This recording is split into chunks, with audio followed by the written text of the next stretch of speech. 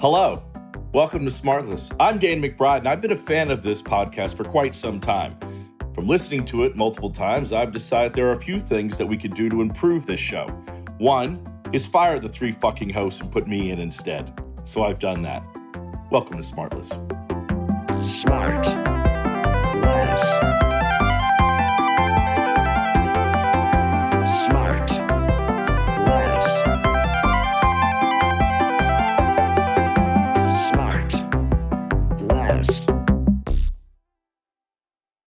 How's everybody doing? I haven't seen you guys in a long time. Bye. It feels Well, like I saw you last week. Oh, yeah, you saw me last week. No, but I mean, like a week goes by. It feels like a long time. I know. Sean, you woke me up this morning. You told me I'd be late for work. That is you true. hurried That me is out also of bed, true. So But you didn't return the text. But Will, we went out to dinner, and at the end, which was so embarrassing, Will told the wait staff that it was my birthday. That was embarrassing. Everybody It was in New York. And we at the end they said, "Is it any?" And I go, "Yeah, it's Sean's birthday." And so they brought out a piece of cake with candles. Yeah. It's not his so birthday. stupid. It's so boring. it is an old trick that always works. It's a fun one. Speaking of birthdays, we have an announcement of a really exciting new thing that we want to talk about. Right. So, and that exciting new thing, Sean, is our new podcast. Yes, with Rex Yes, Chapman. it's called Owned with Rex Chapman. Yes. Yeah. Rex Oh, good. I can't wait. So we're going to be chatting with him really briefly. Stick around at the end. At the end, normally when you're like, "I'm out of here, fuck those guys," stick around. Yeah, no, save a little bit for save the a little. dessert. Yeah. Hey, I don't know when this is going to air, but something We'll came to probably mind. be tied into the presidential campaign as soon as you see our next guest. Okay. I mean, he just had an announcement yesterday on Twitter that didn't go well, but today it's we're front and center. gonna This is give old amazing. Ronnie D a nice launch right now. How did we get? I don't land Ronnie usually D? declare who my guest is beforehand, but buckle up. How did we get old Ivy League Ron DeSantis in here? I love these guys they're all like the elite, and every single one of these guys are like double degrees from Ivy League colleges. Ted Cruz, DeSantis, Right. all these guys are such clowns. I know. Anybody else got anything else, or can we get to Ron? I got a couple things, but if you want to get on with it. No, go ahead. Let's hear your I material. can watch one Sean other- opening stuff on his desktop right now. No, I wanted to say. click. when What are we the were- things? Cold I was- open ideas. No, Let's hear it. when Will and I were at dinner, I Sure. wanted to show him. Was the wait another- staff still around the table?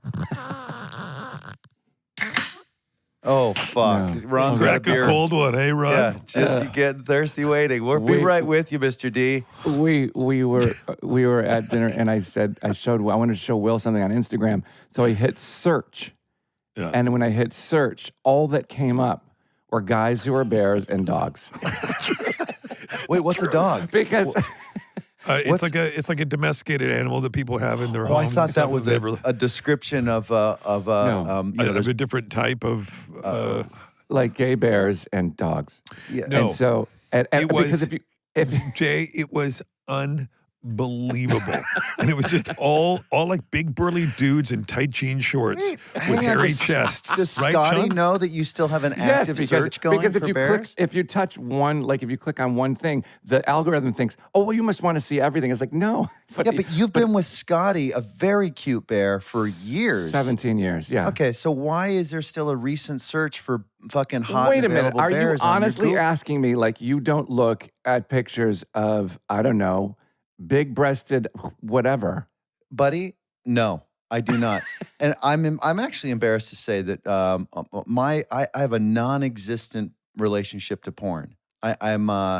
It's very odd. Well, the other one of the threesome is silent. So I do. Well, find I'm that letting many- everybody else bury themselves in comments that we'll either cut or Well, they'll regret. now hang on a second. No, Will, you're not clean on this at all. no, I'll- it's like I don't let's- either. I clicked like one time, and then the algorithm sends you 10,000 things. So it's like I get 10,000. This is on pictures. Instagram. It's not porn. So this is It's not Instagram porn. that he's looking at photographs Oh, of so things it's okay that he liked. then. Got it. Sorry. Photograph. My bad. Photograph.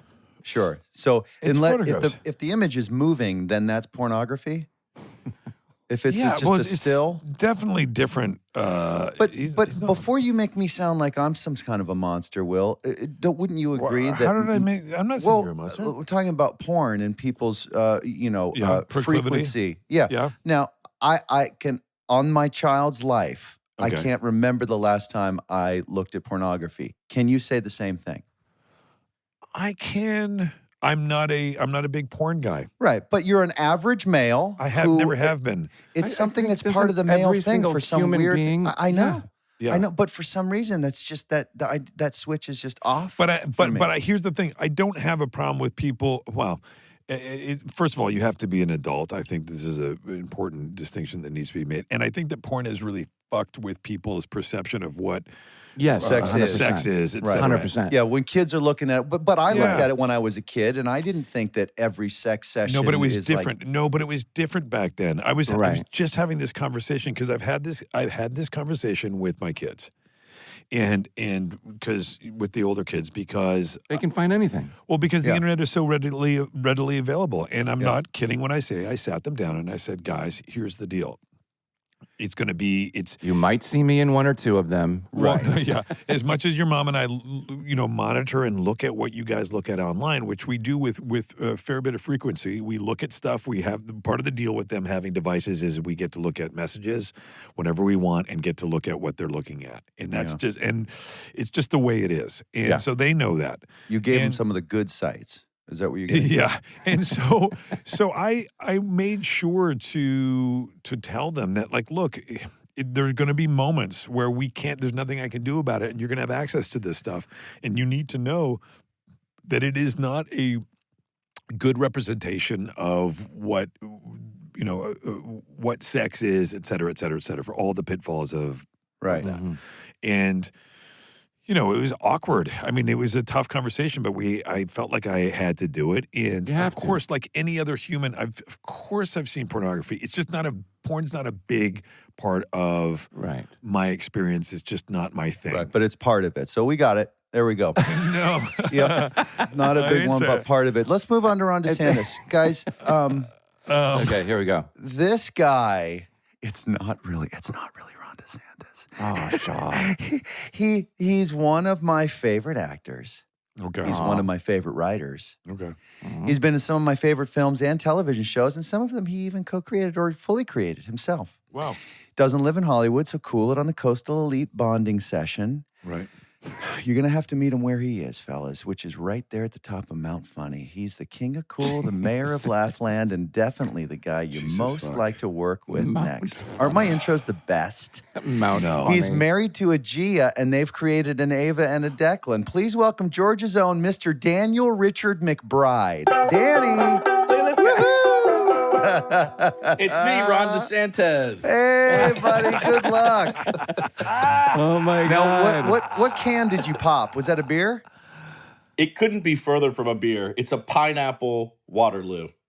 Oh, boy. But you could drink a beer because you're East Coast right now, right? So you could have a lunch beer. Yeah, it's after 12. It's 12:43, so that's technically okay. That's within the realm of possibility. Yeah. And Yeah. we're in North Carolina? I am in South Carolina. I'm in Charleston, Carolina. South Carolina. Ooh, Yep. Yeah. I love me some You Charleston, look like South you got Carolina. a handsome house out there in South Carolina. Look at that background. Nice depth down that Brick. hallway. What is happening, Danny McBride? What's I up, know, man? Folks, Thank this you all for guy- having me on here. This is Oh, incredible. Yeah. Thank Buddy. you for doing it. First of all, Alien Covenant. One of my favorite Let's movies start of all there. time. Go ahead, Sean. I love it. I can't Yeah. believe. By the way, I can't believe I've never met you. I'm a huge fan. This guy some is of my, it. I mean, Well, in he's all not the, out here. He's hiding in I know. Charleston, keeping it but in all the cool, Halloween keeping it movies real. that you wrote, I'm like Yeah. a massive fan. Oh, thank you so much. That's Danny, amazing. the first time I saw you was in Foot Fist Way, Yep. and it blew me the F away. Still holds up. Such a funny motherfucking Have you shown Archie movie. and Abel that film? No, you know what? I That's need a great, to show great Franny point. and Maple that. What is You it? know, I haven't just seen I it. just saw Jody recently. Did he tell you that? I Jody ran Hill. into him. Jody Hill, and we worked together briefly on this commercial a couple months ago. I told him to say hello. I bet you he didn't. He kept that for himself. You know, he doesn't that want for my head to get too Greedy. big. Yeah.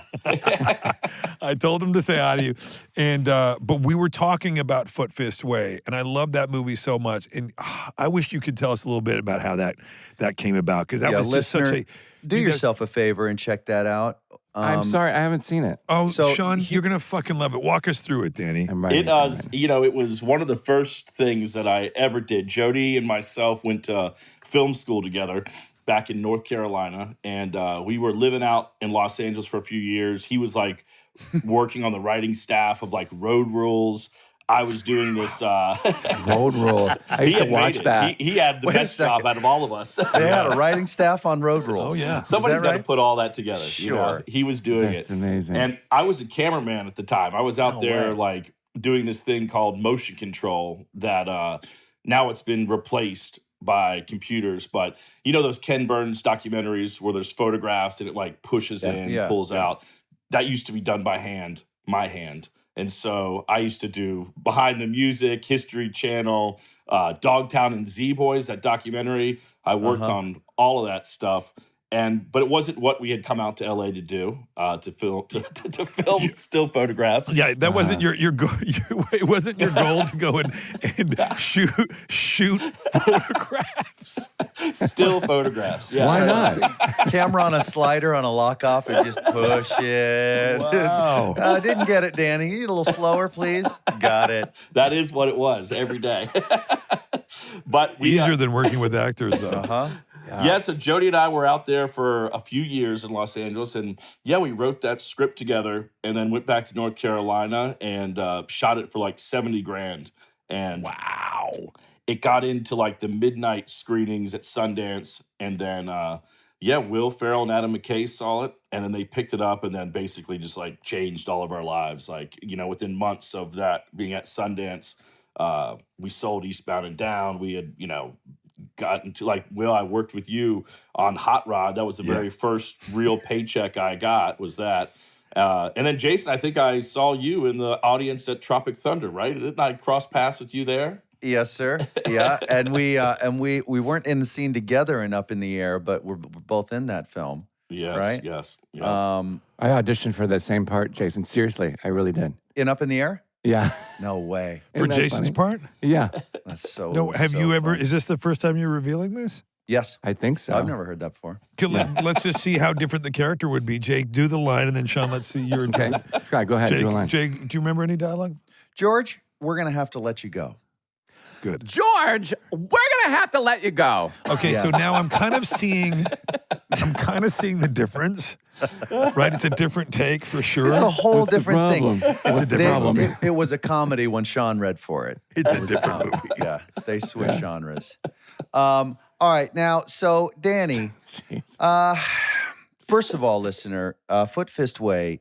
If you like films about a wily dojo owner, get in there and watch that. Well, my buddy Eli, when we were working together, Eli was a friend of the podcast, and we were working with Jody. Eli kept going off about Foot Fist Way because he kept saying, "I just love mall karate so much." He's like, and Eli's like, "I just grew up in Halifax. We had mall karate. I grew up on mall karate." And he wouldn't stop saying mall karate. But that movie was really such a testament to a couple of dudes who were really talented, who were like, you know what? This is, by the way, kind of like and I hate the term content, but pre-people making YouTube videos and having access to do whatever the fuck they want. You guys went and actually made a movie.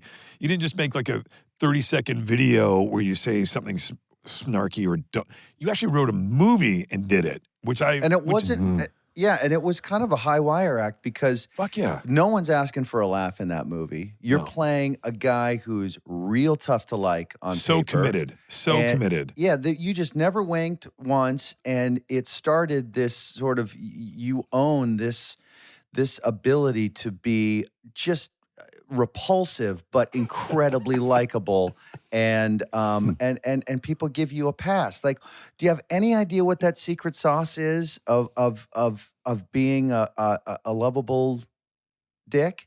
I have no clue. Oh, good. It was for Danny. Shit. I'm so glad the question was for Danny. You know, I don't know. I think with all this stuff that we've kind of mined, whether it's like Foot Fist Way or even Eastbound, I think it's just the fact that we Keep just try going. to make sure that the character is, you know, feels real and has dimensions, so that like it's not just throwing out dickish behavior for dickish behavior, but Right. there's underneath of it, you can kind of see some dimension and maybe understand a little bit where it's coming from. You know, there's more to digest. He's usually lovingly ignorant or uneducated or something that kind of allows for it, right? It's not. You're not being hateful. Well, I think that probably, I don't know, Danny, correct me if I'm wrong or if you disagree with this, but I think that there is that notion of, like I said before, when you're so committed to the character, as long as you stay committed to it, and like you say, and you can't ever, people accuse me all the time of playing assholes. I'm like, I don't see them as assholes. I see them as pretty naive flawed. or whatever. Yeah, they're just flawed, and their sense of reality is different from other people's, but they're committed to it 100%, and they're broken.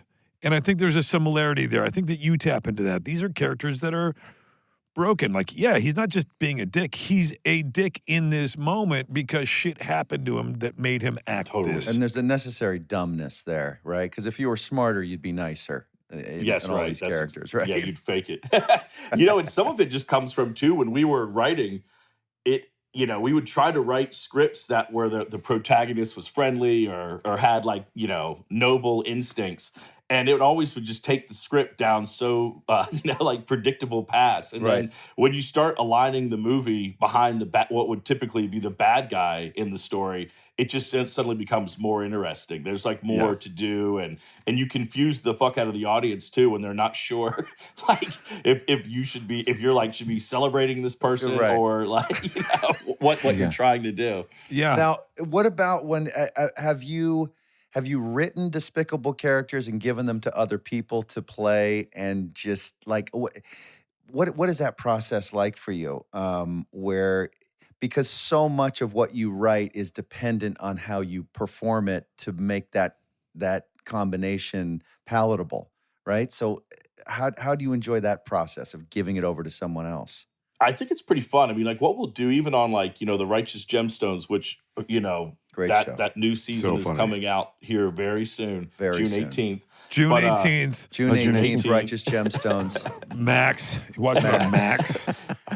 I think sometimes, with that, a lot of characters in that are unsavory. And I think it's we'll try to find the comedy in the behavior as opposed to a punchline, so that the actor can really get their head around behavior, where the delivery of a specific line is open to interpretation. But it kind of feels like when we really get in there with bringing anybody into our circle, if the behavior makes sense, then I feel like a lot of people can step into that. Is that where you think people go wrong the most, is getting that backwards? I think so. I think sometimes you try to be shocking with what a character says, but I think to try to figure out what a character does and make that more shocking is kind of more interesting. You know what I always find when you write characters like that and you work on things where on the page they seem super unlikable.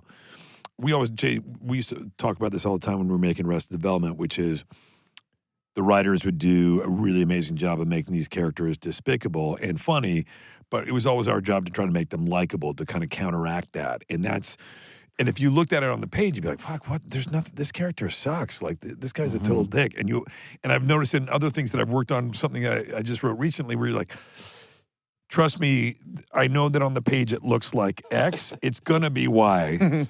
But if you just read it in a vacuum, right? And I imagine on Gemstones, it must be like that. If you read a bunch of those scripts, you'd be like, what the fuck, man? These guys are dicks. But it's also so reliant on, you got Adam Devine and John Goodman in there who really know exactly what we're talking about, how to do it so well, play these deeply flawed, broken people that end up being, really lovable. Danny, let me ask you this, because I've mentioned this a few times, and I think that you're starting to fall in. I think you're already in this category. I maintain that John Goodman has never turned in a bad performance in his life, and he's been in some bad movies. Sure, everybody has. He's never turned in a bad performance ever. He hasn't. He's awesome, and I mean, we're always blown away that we get to work with him. But you just look back, and he was making TV shows. When TV wasn't even cool, and he was still able to show up in the Coen Brothers. And remember him in Revenge of the Nerds? Yeah, Yes. amazing.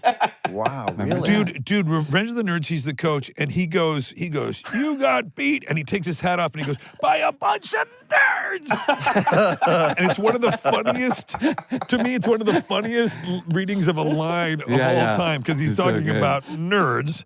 Yeah. So mad that he takes his hat off and throws it. That's really funny. So, Danny, without revealing any names, was there a super duper dick that you grew up with that's just like made you laugh, or that you kind of model some of this brand of humor after? Or revealing names. Or you can reveal names. You know, I don't think it was anyone in particular, but you know, Jody grew up in North Carolina. I grew up in Virginia, and both of us like met at film school, at an art school, and so I think we were both these kind of guys that grew up in the South, but didn't necessarily like kind of fit the mold of like what a lot of our neighbors were about. And we would kind of find humor in it instead of like participating. And so I think once we got to school, we just sort of like just swapped stories. And, you know, Jody worked at a Taekwondo studio. I took Ishinru karate, and we like our senseis were basically like the same person when we would kind of describe the weird shit that he was putting us through. And we just had a lot of, I think, there was a lot of crossover in the type of people we grew up around. And so then we just And for channeled them. Tracy, Jody is Jody Hill. Jody Hill, who created Eastbound with you, right? Too? Yes, yep. Yeah, writer as well. Yep. Well, you brought up an interesting point. Just if I could for one second, Danny. So you grew up in the South, and that you were interested in stuff that was maybe different from what your neighbors, which is a really great way to put it. But what was that experience like as two guys who are comedians and who are, as you say, don't necessarily fit that mold? What was that experience like? Sort of, did you feel like an outsider in your own home sometimes, or did you? You know, when I was a kid, I don't think I realized it as much. It was sort of like when my friends were like starting to settle down or stay in the town that I grew up in. And you're like, oh, you're becoming that guy now, or you're that fella in the town. I think when we were kids, you would just kind of gravitate towards who kind of, you know, I just was like so into movies and TV that I just sat my ass on the couch a lot of times, just like watching rented movies and watching HBO through a scrambled signal on the TV. And Oh, there's a boob. I was a nerd. I did exactly. Were you? I was like, I was just so I was like making movies on like a home video camera when I was like in 5th grade, and you know. We didn't have cable, but I would like sit there and I recorded, I remember the audio of Mr. Mom when it came on HBO. We didn't have it. And then I would ride around the neighborhood on my bike in a Walkman, like listening to Mr. Mom. Really? No way. That's wild. Wait, why am I blanking on Mr. Mom? Mr. Mom's an all-time great. Michael With Keaton. Michael Keaton. It is unbelievably great movie. Yeah, great movie, Right. yeah. Such He was And what was the name of stay-at-home. the movie that he did where he went over to Japan and worked in an auto? Gung Ho. Gung Ho, yeah. Gung No, Ho. they came over here. Yeah, that's right. Sorry, didn't see that one either. Wait, Danny, do you ever like? I do a Michael Keaton. That's the only impression I do. I love Michael Keaton. I just ran into him the other day. Me too. Do it. I'm always like, wait, you guys came over here to buy a car company? Listener, the face is The face is doing completely it. nuts. Right? It's doing it. It's not yeah. the voice, it's the face. still The face is sounds a doing lot all the like work. Will The face Arnett. is doing a lot of the work. Yeah. Do you ever write something, finish it, give it to an actor, and then go, God damn it, I wish I would have kept that part for myself? You know what? I don't. I never really get. I feel like it's all my creation, and so I'm like I think the parts when I'm in shows that I'm on screen are the parts I enjoy the least. I love watching other people like do it and take it and run with it. It's got to be super satisfying. And then what about when you read something and you go, oh, I could play this character, and you get like a real specific take on it, that's a definition of what you do. And then you're not auditioning anymore. So you show up on set and everyone's about to see for the first time who they've hired and what version of this character we're going to get. And here comes the Danny McBride special. Is there any like, has a director ever pulled you aside and go, hey man, so like Ridley Scott, for example, did you read for that, or did he know who he was hiring? Did he want you to do something comedic? Because it's obviously it's not a comedy. You know, I had a meeting with him. He called me in for a meeting, and I was like blown away. I mean, I love that franchise and him, you know, especially. You were so good in that. Yeah. Oh, my I God. appreciate that. Thank you. Yeah. I mean, I was so nervous to go in there because the same thing. I'm like, I like these movies. I don't want to ruin them by being in it. Like when it comes up, it somehow takes people out of it. And he kind of, he was just sort of the mindset where he said that like what he does is he just is the guardrail. He'll put people in his movies that have a distinct personality and he just lets them be them. And then he'll be there in case anybody's going too far off the rails. But you know, the other thing that was awesome Bill about him Paxton in the first one was a God, perfect it's example, great. right? That's what I kept watching was like Bill nailed this. He was incredible in this world. And you know, the other thing is he does like everything on that movie was like 5 cameras at all times. Like so it was like 2 takes of something, and then he would move on. It's the only movie I've ever been on that finished like 2 or 3 weeks ahead of schedule. Like every day you would come in, and they'd be like, "Here's what we're shooting today, and this is in case we get through this. This is tomorrow's sides," and you would get to it all the time. So when you got on that ship for Alien Covenant, what was that set like? Is it as cool to be on as it is to see? Because it looks massive. I got this one. Hey, Sean, you know they didn't shoot in space, right? Yeah, and they build it. It's on a movie studio. Wait a minute. What single tier? No, it was all built. I mean, you rolled into the soundstage, and that ship was for real in there. You could walk through every hall of it. You could sit there, and he designs it so the cameras are like hidden within the set. So like that's how he can get so many shots, and every shot looks like a Ridley Scott movie. It's not like, you know, only one of the shots is good and the rest are things he'd never use. It's all designed. But for the actors, it was kind of awesome because behind the scenes, everybody was so nervous about the fact that he was only doing like 2 takes. It's almost like they come prepared as if it's live theater or something where people just know that you're not going to have the ability to kind of find it on the day. You just kind of have to come with it, and then it's gone. You know, That's kind of a great. I liked it. Yeah, that's a great device to keep everybody on their toes a little bit. Yeah, right? why not? Totally. Do you think we should do that? We should do a comedy space thing, but like full scale like that. Like, you know, like not like Spaceballs was a great movie, but you know, that was sort of like on purpose. It kind of was meant to be a little lo-fi, a little low tech. But if you did it like on the Ridley Scott scale, no one winking, you know. What if somebody's got something in their eye so it looks like they're winking? Then it's a tick, and you need to be sensitive. Exactly. Can I ask you a question? Unless Jay, you want to have, I want to ask. Well, that's what he's here for. Yeah, This that's what the the whole whole part of the show show is. He's here is. to answer I'm questions. still taking questions. Yeah, okay, for a little bit longer. I'll be here. Yeah. So wait, so when I was a kid, one of my favorite movies So it seems less like a question, more like just a story. Yeah, tell us about yourself. when I was a kid, I was obsessed with the movie Halloween. And I watched like the making of it, the behind the scenes, and then there's this new series on, I don't know what, where they do like, they revisit how they made it. Are you just trying to highlight the fact that you had cable and that Danny didn't? Because he just said he didn't have cable growing up. Yeah, and now you're talking, I watched behind the scenes. I watched on the other channel. I watched this. No, this is like a fuck you. It's not a question. This is a fuck you to Danny McBride. No, this is sadly a year ago. Oh, okay. No, but no, I've always been really into that movie because it was I grew up on it and it was wild. So the fact that you wrote the newest ones, which are so, you know, I have to tell you, when the first one, I saw the trailer for the first one to come out, I was like, oh God, I hope they get this right. It's so important to me and so many fans.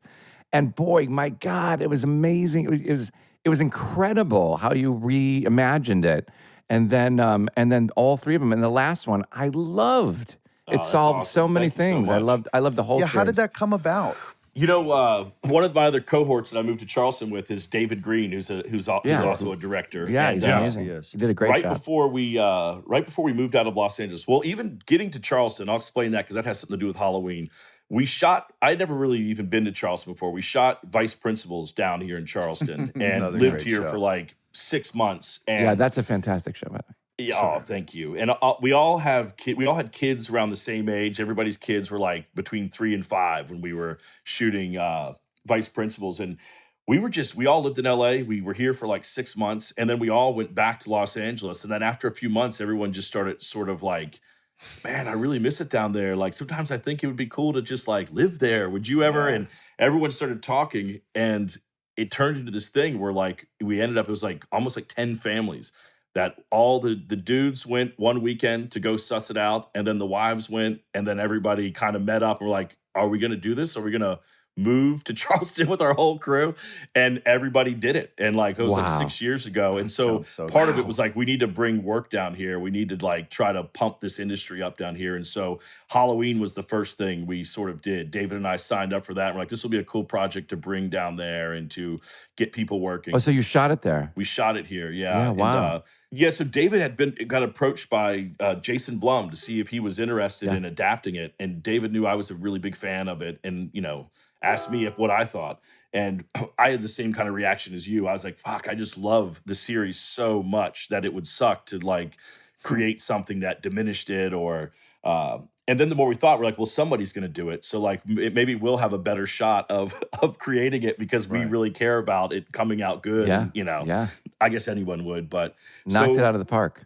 We had a blast. And I think we never thought about the pressure of it because I feel like, I was sort of my own worst critic on it. I was like, I'm always like convinced I'm going to ruin things that I touch, that I get involved with. So I didn't want to, I was so nervous about it. And I think it didn't really register like the weight of the fans and everything until it premiered at the Toronto Film Festival. And when I saw the crowd and the amount of people that were lined up and people in the masks and the shirts, there was just this moment with Dave and I where I'm like, fuck, if this doesn't work, we are about to, like, this is a rabid fan base and they're going to destroy us. You're going to get killed by 500 Michael Myers. Oh, that's what I thought. That's what I really thought was going to be. And it was such a gratifying feeling when we screened it there and to feel the audience in it at the end and they're applauding and clapping. It was probably one of the coolest moments of anything in my career, that moment there with the fans. It was so much fun. So what you were saying earlier, you really did the work about the characters, because if that's not there, it would have been such a failure.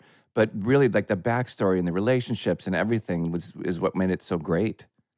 Yeah, that's what we like love. I mean, I think a lot of the stuff we're influenced by is a lot of that 70s cinema, which would be character pieces and not necessarily story driven, but sort of, just pieces around characters that are interesting. And so I think we tried to apply that idea to our take on Halloween and see what we could do with that. So good. What's your ideal frequency of working? Now that you're down there, you got all your friends and colleagues down there. Do you guys like to always have something that you're shooting and at the same time kind of working on what the next thing might be? Or is it one thing at a time and you're good to just kind of be shooting only one thing every kind of year and a half or 2 years or something? Gemstones is about 15 months between like writing it and then shooting it and then post. And so that's taken, I've been on that, one season right after the next. But it was funny. I moved here because I kind of was feeling like I was working too much when I was in Los Angeles. I didn't know how to like shut it down. My kids were starting to kind of like take notice of me being gone. And so I sort of like sold it to my wife that like moving to Charleston, we'd be able to chill. And then I think we've been like busier here. Is your wife from the South? She's not. She's from Los Angeles. And so she was, I really wanted to make sure she was okay with this because I kind of appreciate I don't know. I appreciate all the weird, strange things about the South, and not everyone does. And so I wanted to make sure she was going to dig it, but she loves it here. And then her mom is an Angelino. She moved here just a few years ago, followed us down here too, and it's been awesome. It's been a lot of fun. I'm kind of jealous now the way that you're describing it, and I love Charleston, and I actually really like the South too. And so I was like, I'm kind of jealous the way you're talking about it, and like. I know. Fuck, maybe we should, guys. Should we just move to Charleston? And be I know. Everybody talks about it, but you guys did it. Let's take the show on the road. What the hell? Does your wife work with you at all? She doesn't. Not now. She was a private chef for a while. When I met her, she was she would like translate for deaf and blind students at UCLA, and that's what she was doing when I met her. And then she became a personal chef for a while. And now she's an artist too. She like makes bags and paints, and so she's been staying pretty busy down here. Do you find that your kids are looking at what you do as something that they might want to do, or are they like our kids? They don't give it up. They're like, they don't.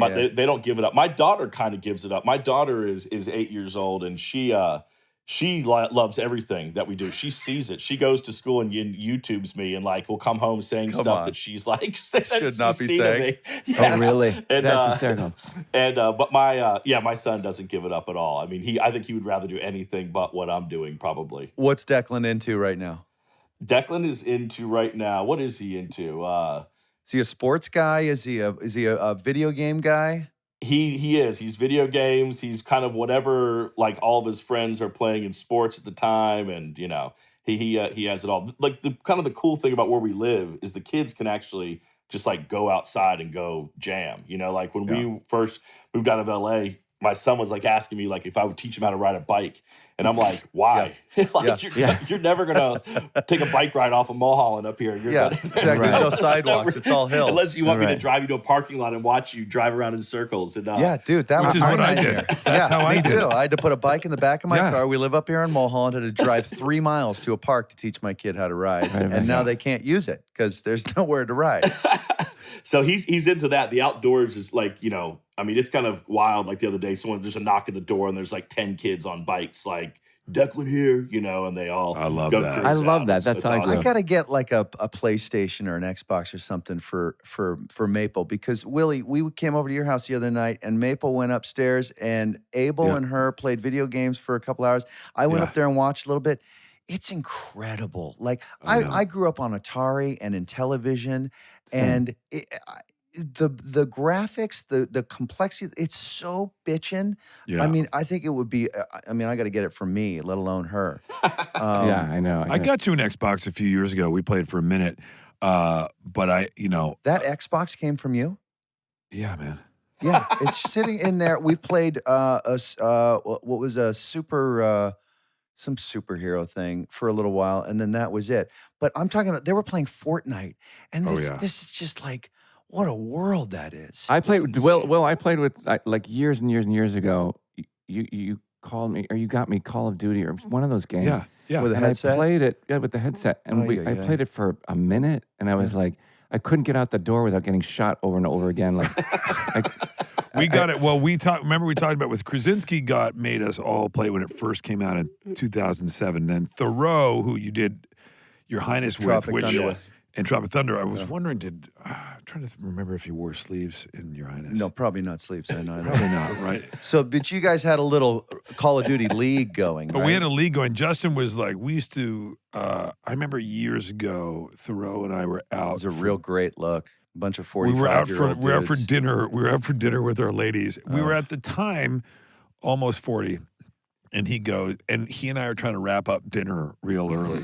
And we were like eating and stuff. And we got the check because there were a bunch of dudes who were all going to be playing online. And finally, one of the ladies goes, "Are you fucking guys rushing us out of dinner so you can get home to play your fucking video game?" We're like, what? What? Fuck you. What? How dare you? After that, I went back to my Super Mario Brothers. Danny, listen, do you miss anything about LA that you so had readily available that like maybe anything at all? Yeah, I mean, I loved living out in Los Angeles. I really did. Like I lived there for almost 20 years. And so lots of friends and Mexican food, and but it's been cool. It's been a nice change, and it gets me up to New York more. I go and finish posts on the show up in New York, and really? I love being up there. So I've just never been. I just imagine because it's not a major city. Sean, you've never been to Charleston, South Carolina? No, it's going to blow your mind. I would love to go. Let me take you. Come on down. Let me show you my Charleston. But I don't mean this to be insulting in any way to anybody that lives there. But is this slower? I imagine it's slower than a big city. Whoa. And is that something you miss? It is slower. And I think I was so tuned to Los Angeles that like when I went back to Los Angeles after living here for a few months, I really found myself like not able to keep up. I was like, God, it's just so loud and crowded here. And it kind of like I was used to it.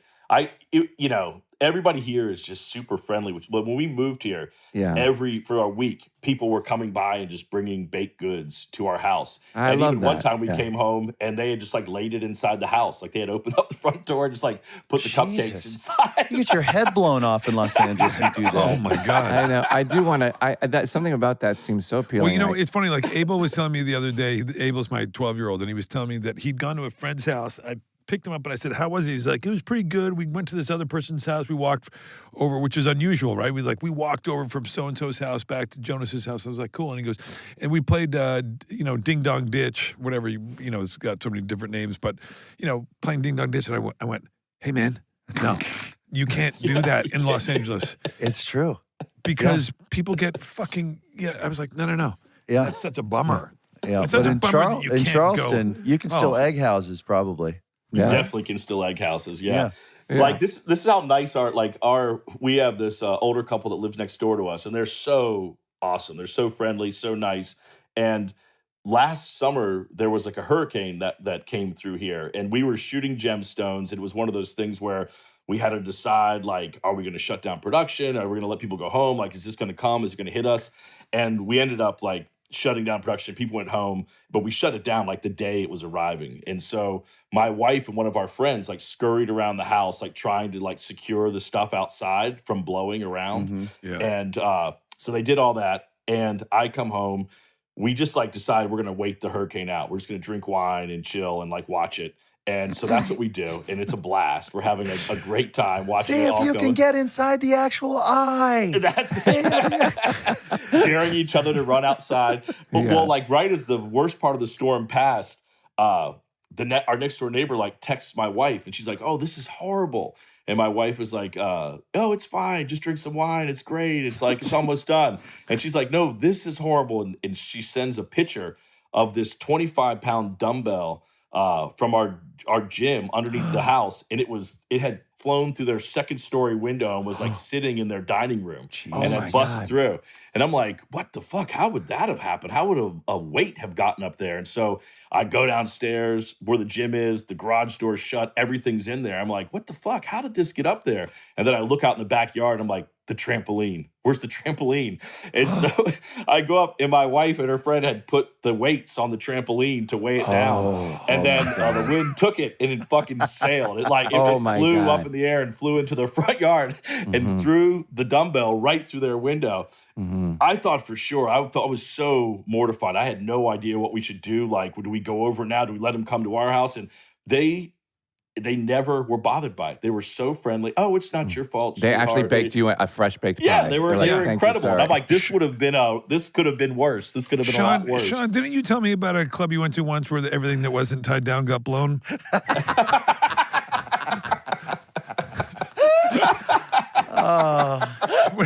I think it was called dumbbells too, wasn't it?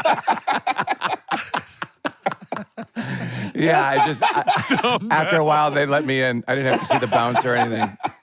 That's so fucking crazy, though. What an awesome story. I honestly, Sean, because I That know is Sean, so every time funny. Sean goes to a different, and Jay's like this too, actually. I think everybody is. But every time you go to a different place, Sean's always like, I want to move here. He starts looking at real estate. Yeah, every I do. town. I do. Immediately everywhere. start looking at links. I know, it's amazing. And, Yeah.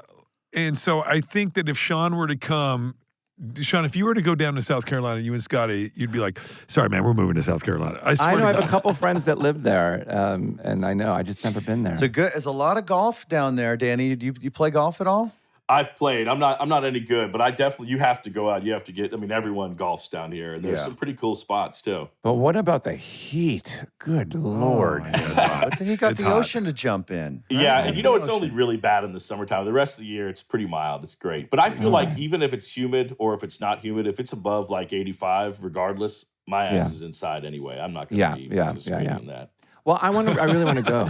Tell us check about what that moment was when Will Ferrell and Adam McKay, they see Foot Fist Way, they say, yes, please, we want to work with you. What was that start of that collaboration or that relationship with those guys like, and them sort of nurturing you and validating you? And did you know at the time that, okay, this is a nice greased path into what we really want to do? Or did you think it was just kind of like a one-time thing? We had no clue. I mean, honestly, but we were it was funny. Like, I went to film school and I had been kind of trying to do this. I wasn't trying to be an actor. I went to film school for writing and directing, and but then when the moment came, it was sort of like we were just kind of, both of us were shocked. I mean, it was like we went from just doing our day jobs to suddenly like meeting our heroes and meeting people that were doing it for a living. And it was an incredible like time period. And, Yeah. Adam and Will sat us down and asked us what we wanted to do next. And that's when we pitched them Eastbound and Down. And they were kind of confused that we wanted to make a TV show. They're like, well, aren't most people trying to make TV shows to get movies? Like you already have the movie. You don't need to do the TV show. And Right. we were like, yeah, I don't know. There's something about this. We feel like it would like work better as a TV show. And, Yeah, God I damn, feel like that show them was being good. attached is the only reason I think why the show stayed alive. We sold that show to a different regime at HBO, and Yeah. then I think when the new people showed up, I think they were kind of like, "What did we buy? Like, what is this?" Right. Like, I remember seeing we're like had a week left of shooting, and we got these panic calls. I think it was like the first time that anyone had watched what we were doing down in North Carolina, and they were asking like, "Can you give Kenny Powers like a dog? Can he have a kid that he helps? Like Something redeemable. anything that we can do in the last week here to make this guy more likable." Are you a baseball fan? Where did the world come from? That's I wasn't a baseball fan. I mean, I am now, but that's the thing. When I was writing it, I never even thought about that I would need to know how to throw or pitch or anything until we got down to shoot the pilot, and they do we need to get a specialist or something? I'm like, yeah, sure. So we got this guy from the local college, and he's like, let me see what you have. And I threw a ball, and he's like, oh, Jesus, good thing this is a comedy. It's like, so I was like constantly being like, well, he's a failed pitcher, right? Yeah, there's a reason he's not doing well. Every time I throw the ball, it always like punches in right past me. You never have to see my full form. Oh my God. I have a question about like for all three of you guys. Go for Sean. Yeah. Sure, thank you. Again, this is a great venue for your questions. Danny, and by the way, I want to know, Jace, with you directing and writing, Will, I know you've all written and starred in something or directed and starred in something. Is it a lot, like the older you get, are you feeling like, it's really great to wear a lot of hats, but maybe just the one hat now is fine. Like less where work. you prefer just to show up and know your lines as an actor and then go home, or do you still enjoy doing it all? I like that every once in a while, just to show up and wait for them to knock on the trailer and say, time to come out and talk. And then you do that for about 10 minutes and then you go back in. Because it just seems like an overwhelming amount of... I find it the reverse. The older I get, the more I just want to do this stuff that I create. Yeah. Yeah. And work hard, yeah? Yeah, but I work hard, but also like then you get to control, and Danny's been doing it for a long time. I know, that's why I was asking, like, Danny, too, like, don't you... I'm just thinking about the Halloween things or anything where you write, but then you go run off and act, and now this show that you're in right now, you're doing both. It just seems like a lot. It is a lot. Show running is definitely difficult. I mean, that kind of process of having to deal with the scripts at the same time you're dealing with production, and it's a ton. And then go have to act. And then you have to know your lines and go and act. have your energy up for it.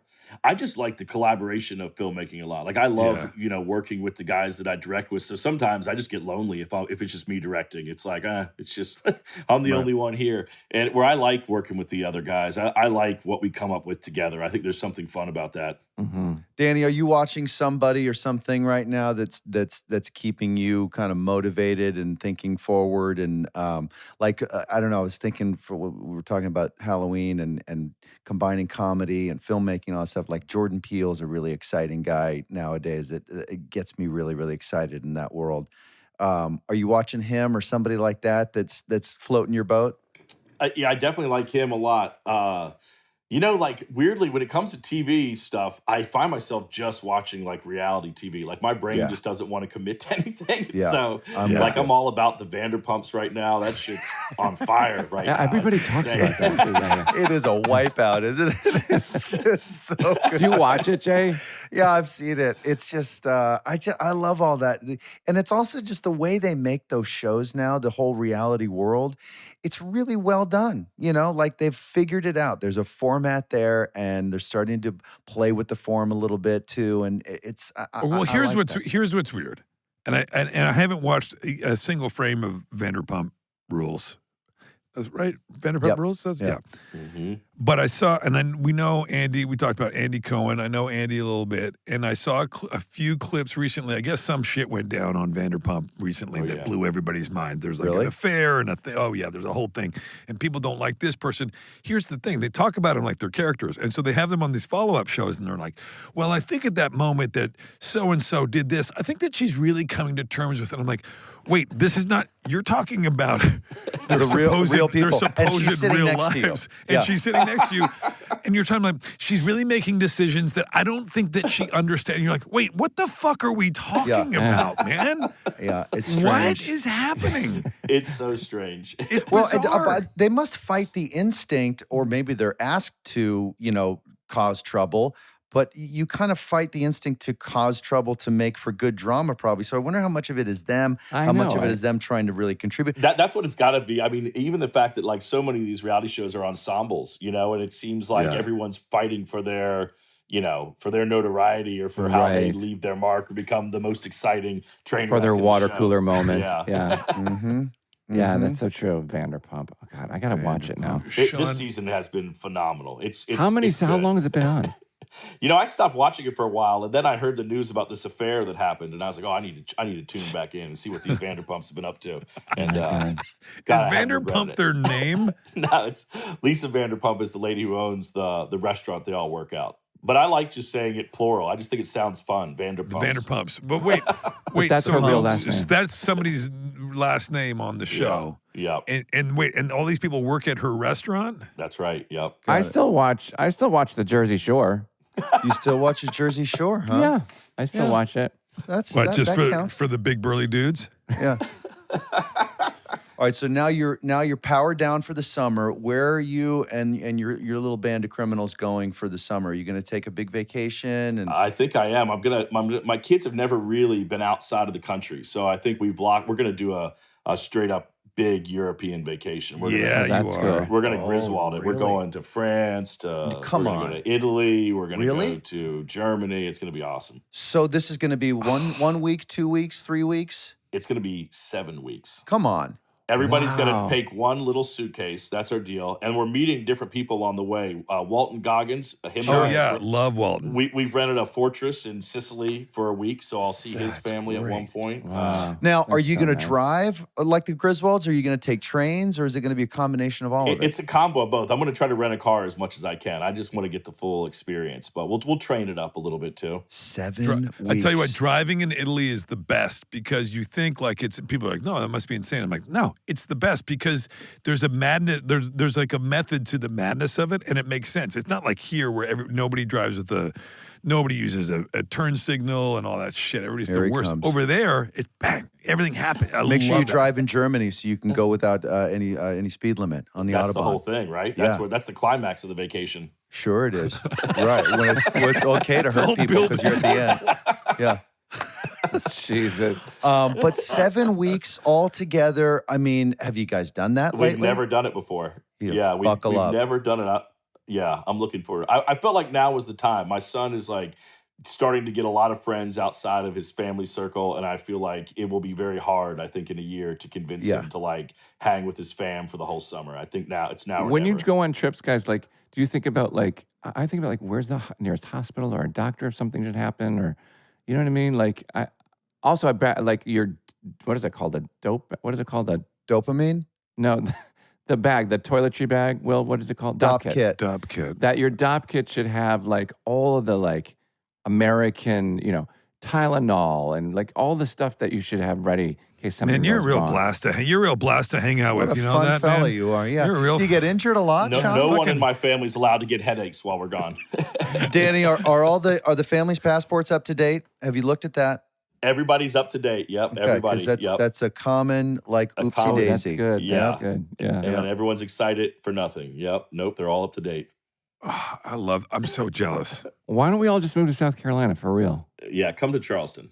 Yeah, That's the let's just go first to step. Charleston. Let's go to Charleston. It's real nice down there. Oh my God. I can't wait to go. I'm not kidding. I want to go. I'm just jealous. Let me ask you, Danny, I know you said you love LA, and there's a lot of great things about LA and New York, but do you kind of relish like being out of the grind a little bit, that you get to have this kind of experience that is not just always I know you work a lot, but here sometimes work and social life and all of it can just become one because it's such a company town. Yeah. Do you kind of relish that you don't, all your touch points aren't about, like Bateman, every single touch point in his life is about show business. Yeah. My underwear is just trade papers folded up nicely. Everything is within the context, the framework of show business. He has no real world experience. Nothing. I do like that. I like getting away from it. I mean, you know what? It's kind of cool about it is that I felt like when I was in LA, you see billboards everywhere. You're constantly thinking about work. It's hard to get away from it. And here it's kind of cool because you don't see any of that. There's no billboards for any movies or TV shows that are coming out. And then it kind of puts it in perspective what you're doing, like this is just seasoning for people. It's not what the whole thing doesn't revolve around this. Yes. And when you entertain people, that's it. That's all you're just giving them something extra. Will, you know? you Bateman, should go to can Portugal. you hear this? Yeah. No, but Can you Will, fucking hear it? It's not important, man. Right. What about when you walk into a market though? Do people there they go, "Oh my God, what are you doing here? This is a guy on movies and television."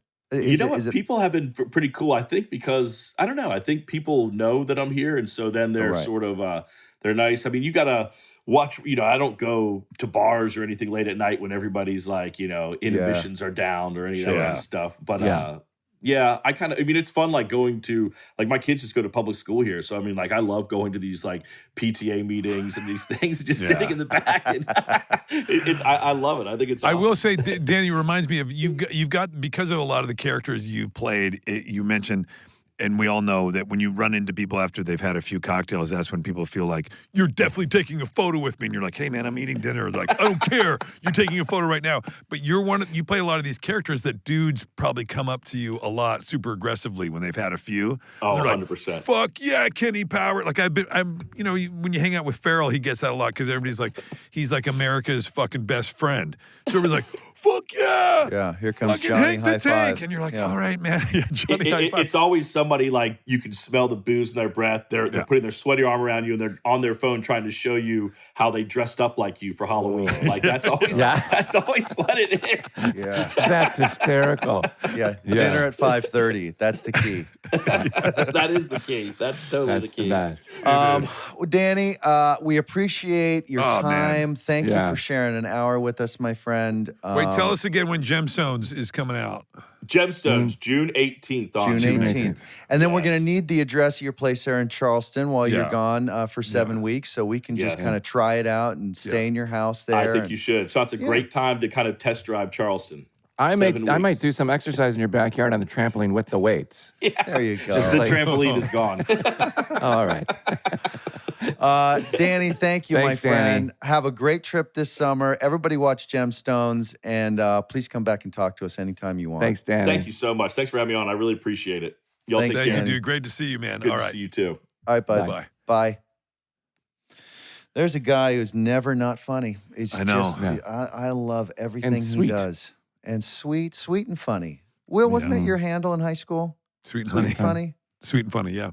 Funny, I'm also sweet. kind of like amazed. Like that's why I asked that question earlier. I'm so amazed that when people do, I just can't imagine like writing and show running and then being in it and like being good in it, like he is, like Jason, like you are, like when Ozark, when you directed the thing, and then I'm you would not just writing jump in front of the anything, camera and act and brilliantly.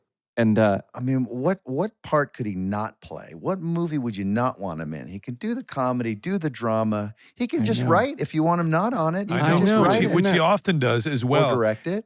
it's so, isn't that rare though? Yeah. It's so rare that somebody can, that you can just pick up a pen, write a part for yourself in a show that you created, and then go make it. Yeah, and he does these shows for like 3 years at a time and then shuts it down, then starts a brand new one. Yeah. I want to get into that line of work. I'd like to be his McGroom. Oh, wonderful. Anybody? Wonderful. Guys, I love you so much. I love you. Are you just going to say goodbye? We're just going to say goodbye. Well, I got to go bye-bye because I got to go to this thing. Oh, go to your thing. It's really great having seen you both today. Sean, I I heard love this, you Sean. both. By the way, you're going to do your play tonight again. You're doing What's it another called, show. Will? It's called Good Night, Oscar. And what theater is it at? And it's at the Trabasco. Trabasco, yeah. Trabasco. Trabasco Theater. Over there. And by the way, it's been doing really well. Very And it's well. been sold out. And in fact, you can't even get a seat, but you can be put on And By your man. oh, nice. SmartLess.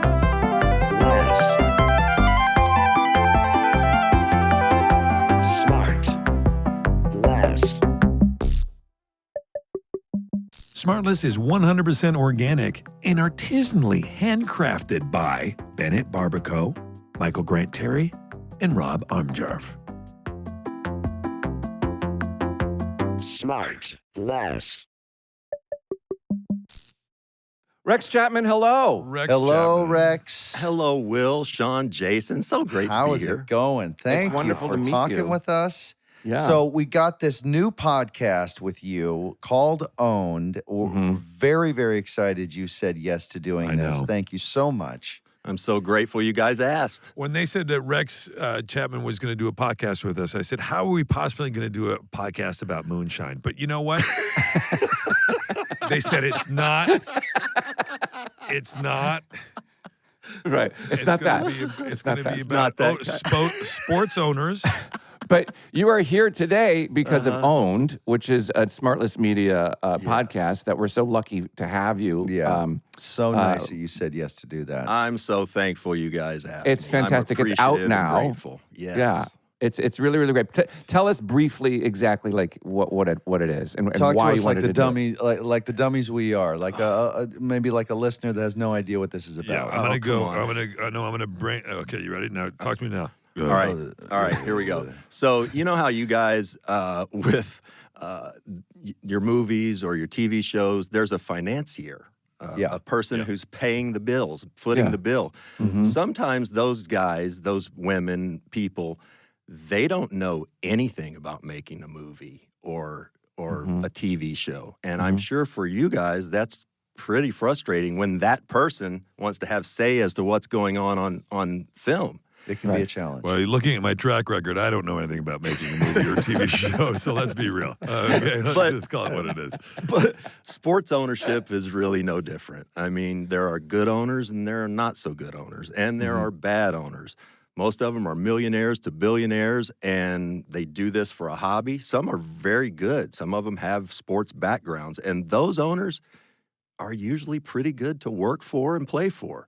The others, though, are not, just as you might imagine. They were asking me earlier about some of the owners I had. I played for four owners. The first one was in Charlotte, and that was a guy named George Shin, and he was very cheap. Didn't spend a lot. I remember we got a transistor radio for Christmas one year and a monogrammed Bible one year. Oh my God. Oh my God. Yeah, Wow. yeah. And so then I was Ay, traded ay, from ay. there and went to Washington and played for the old Bullets. Abe Sure. Poland was the owner. And my first day there, I get to the locker room, and we're practicing. We don't have a practice facility. It's at Bowie State University. And it's got a literal play stage on the side of the gym. It's a high school gym. Right.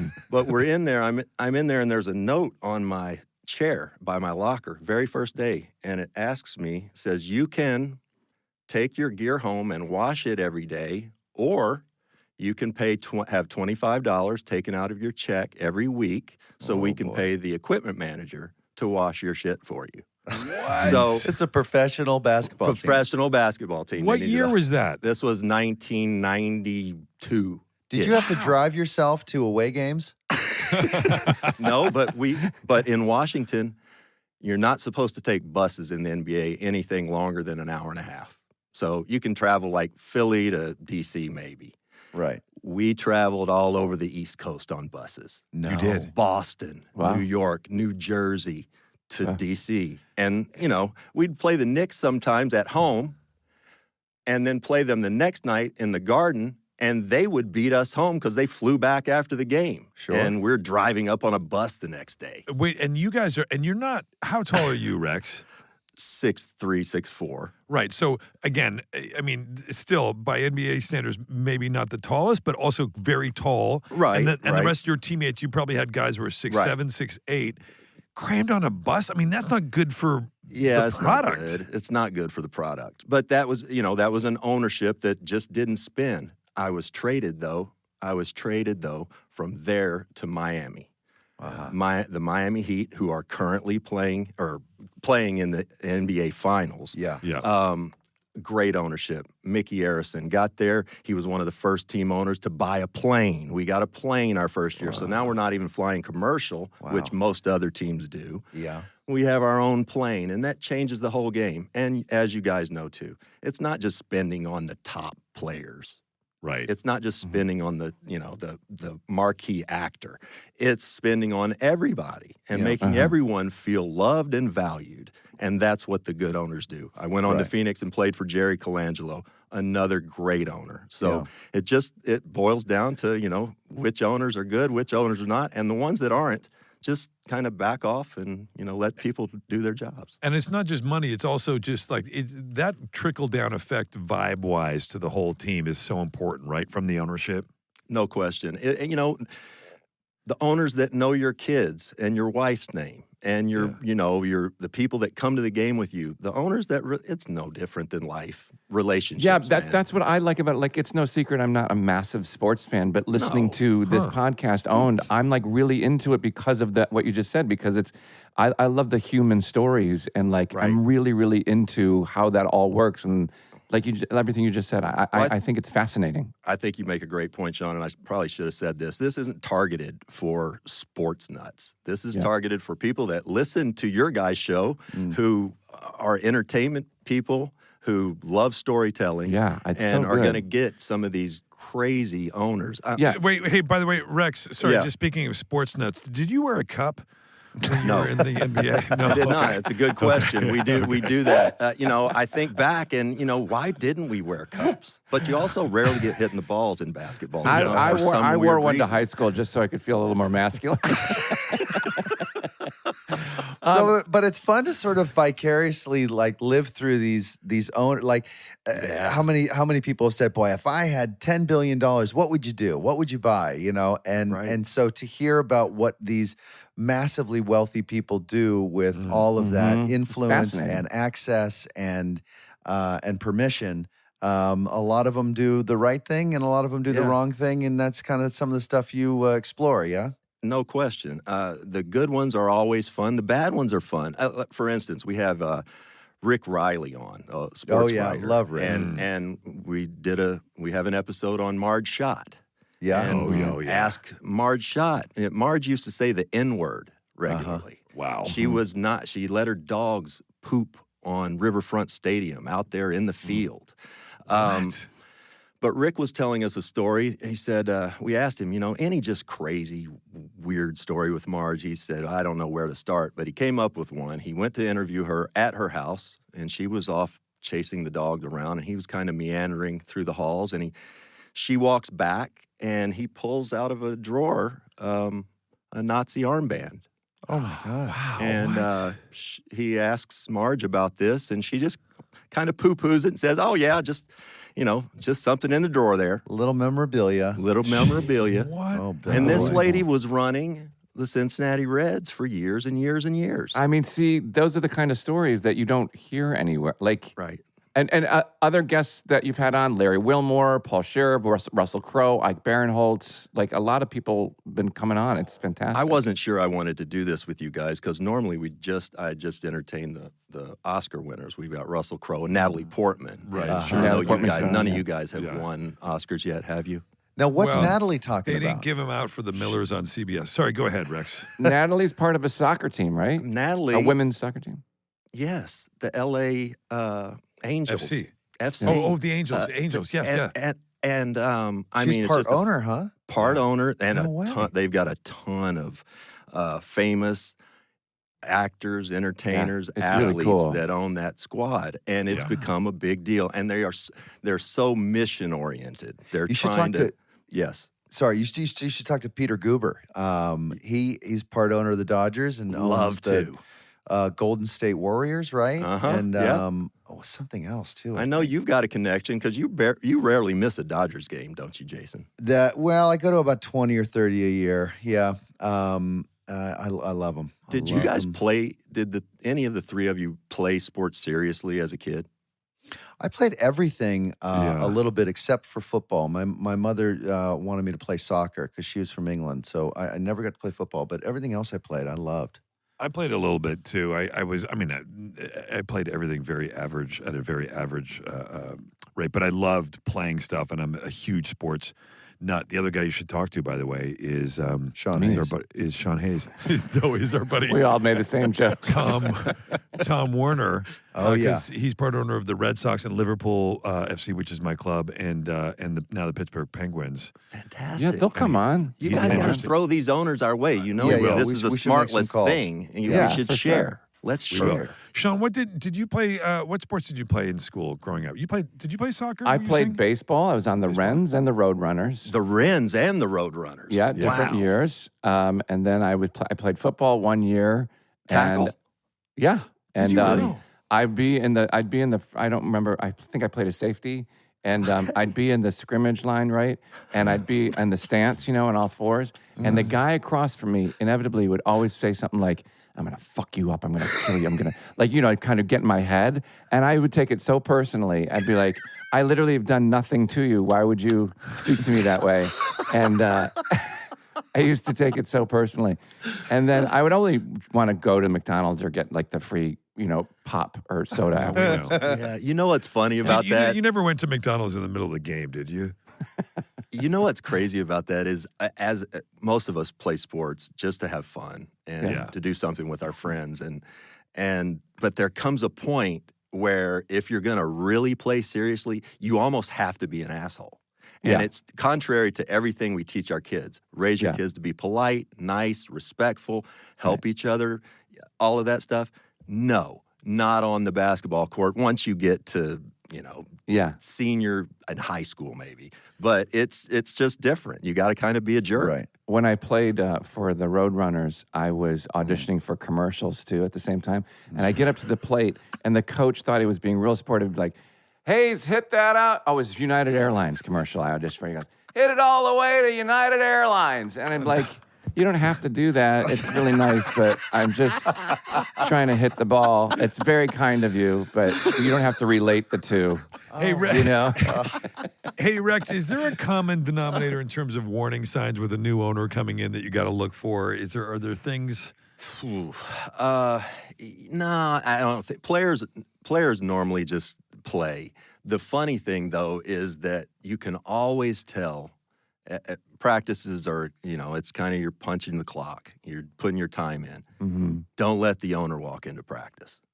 The owner walks into practice, everything ratchets up a notch or two notches. Everybody plays harder, wants to put on their best face for the owner. Yeah. And it doesn't matter what team, what franchise, if the owner walks into practice, you're going to have a hard practice because the coach is going to push you harder and the players are going to play harder. Yeah, as the boss, the guy who signs the check comes in. I mean, Right. I don't care if I'm sweeping in the corner. If the boss walks in, I'm sweeping at twice the pace. That's exactly right. Especially if they got a Nazi armband on. You can move your ass. Yeah, that's gonna make you pick up the pace if you see a Yeah. fucking actual Nazi. Turbo. Jesus. That is genius. Oh, Rex. does get your attention. Rex Chapman. It's Rex called Chapman. Owned. It is fun, funny, dynamic, surprising. You're great. The guests are great. We're so lucky to have you part of the SmartLess Media family. Yeah, very cool. We got God you. bless you. It's such a great show. I love it. Thanks so much for having me, guys. Rex, thanks We so love you, much. pal. Thank you. Love you Talk guys. soon. Well, that's a man that can host a podcast, clearly. Yeah. Yeah. Got a nice speaking voice. And he was a huge personable. NBA star. And he Yeah. understands the sport right from the inside. Uh-huh. Yeah. So He can, we're in good hands with him, it seems like. yeah. You know? I guess we could do. I don't know about you guys, but Yeah. I never read his auto. Biography. Well, check out Owned. Out now, wherever you get your podcasts. Looking for love?